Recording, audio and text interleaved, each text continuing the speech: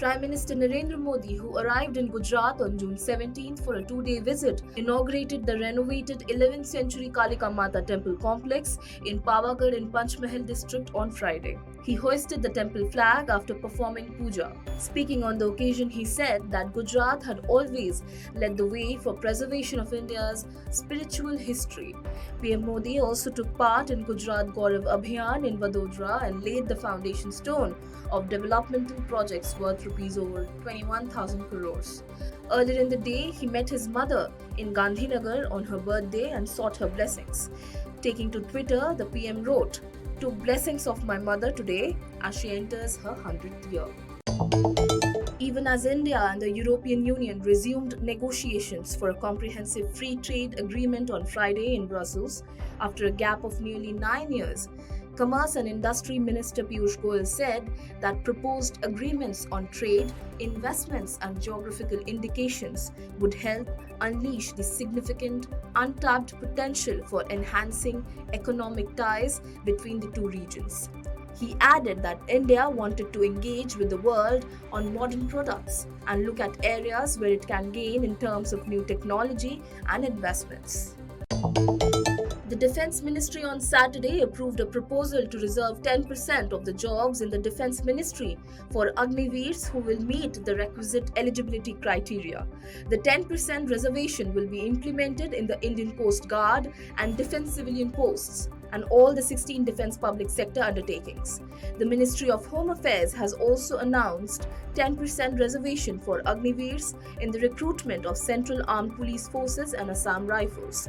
Plus, a 3-year age relaxation above the upper age limit for the recruitment of Agniveers in the two forces was also announced. In a setback to Delhi Health Minister Satyendar Jain, his bail plea was rejected by a city court on Saturday. The Aam Aadmi Party leader was arrested by the Enforcement Directorate on May 30th in connection with a money laundering case. He was sent to judicial custody on June 13th on completion of his ED custody. Meanwhile, ED on Friday conducted raids at multiple locations in Delhi in connection with the case. 31 people are reported to have died in floods and landslides in Assam and Meghalaya in the last 2 days. In Assam, 19 lakh people in 28 districts have been affected and 1 lakh are in relief camps. Also, some 3,000 villages are flooded and 43,000 hectares of cropland are underwater. On the other hand, Meghalaya, Mawsynram and Cherrapunji have received record rainfall since 1940. Agartala also witnessed third highest rainfall in the last 60 years as per reports. A group of gunmen stormed the Karte Parwan Gurudwara in Kabul in Afghanistan on Saturday and opened fire, in which 2 people, one a Sikh, are reported to have died. The attack comes days after the media wing of the terror group Islamic State's Khorasan province had released a video threatening to repeat the 2020 Gurudwara attack. Meanwhile, India has expressed concern about the attacks on the Gurudwara in Kabul. Tweeting about it, External Affairs Minister S. Jaishankar wrote, "The cowardly attack should be condemned in the strongest terms by all." Ever since Kerala Chief Minister PinarayiVijayan's name has surfaced in the gold smuggling case, the opposition has been demanding his resignation. On Saturday, the police used water cannons to disperse the protesters, with a scuffle breaking out between the police and the opposition leaders. The main accused, Swapna Suresh, has claimed the involvement of Kerala CM in the gold scam case. An off-duty police officer, Farooq Ahmed Mir, was killed in the Pampur area of Jammu and Kashmir on Saturday.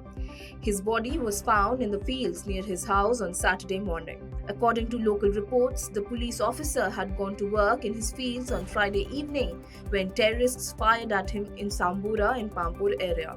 Mir was posted in the Indian Reserve Police's 23rd Battalion. An FIR has been filed against a Muslim cleric and 5 others for allegedly forcibly performing nikah or marriage of a 14-year-old girl in Madhya Pradesh's Indore.